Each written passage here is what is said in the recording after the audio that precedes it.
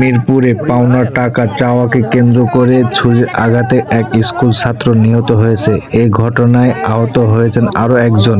রবিবার সন্ধ্যা 6:30টার দিকে উপজেলার তালবাড়িয়া ইউনিয়নের পশ্চিম রানাকড়িয়া চাঁদ মার্কেট এলাকায় এই ঘটনা ঘটে। নিহত স্কুল ছাত্র নাম আলামিন সর্দার। তিনি ওই এলাকার রবিউল সর্দারের ছেলে। আহত লিটন সর্দার একই এলাকার মৃত নূর সর্দারের ছেলে। বর্তমানে তিনি হাসপাতালে চিকিৎসাধীন রয়েছে। প্রত্যক্ষদর্শী ও পুলিশের সূত্রে জানা যায়, আলামিন ও তার বাবা রবিউল একই এলাকায় মাংসের ব্যবসা করত। আসাদুলের পাওনা টাকা পরিশোধ না করে তালবাহানা করছিল। রবিবার বিকেলে রবিউল টাকা চাইলে দুজনের মধ্যে কথা কাটাকাটি ও হাতাহাতি হয়।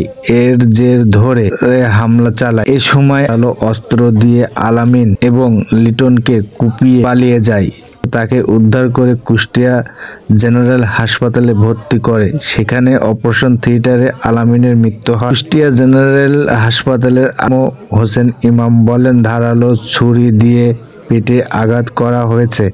অতিরিক্ত রক্তক্ষরণের জন্য ছেলেটির মৃত্যু হয়েছে। বিষয়টি মিরপুর থানার ভারপ্রাপ্ত কর্মকর্তা ওসি মমিনুল ইসলাম বলেন, ছুরির আঘাতে আলামিন নামে এক যুবকের মৃত্যু এবং একজন আহত হয়ে হাসপাতালে ভর্তি আছেন। ঘটনাস্থলে পুলিশ রয়েছে। জড়িতদের দ্রুত গ্রেপ্তার করা হবে।